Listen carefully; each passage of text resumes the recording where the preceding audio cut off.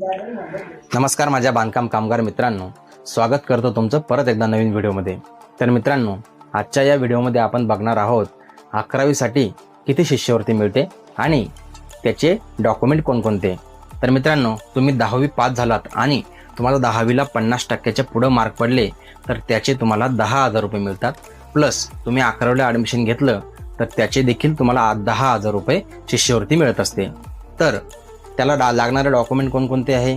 तर 11वीचं बोनाफाईड, चालू वर्षाचं बोनाफाईड, 11वीचं ID कार्ड, 10वी पास झाले असेल तर 10वीचं ID कार्ड आणि 10वीचं 50%च्या पुढचं मार्कशीट, अजून तुमचं आधार कार्ड आणि राशन कार्ड, एवढे डॉक्युमेंट जर तुमच्याकडे असेल तर तुम्हाला 11वीसाठी मित्रांनो 20,000 रुपये शिष्यवृत्ती कामगार योजनेतून मिळत असते।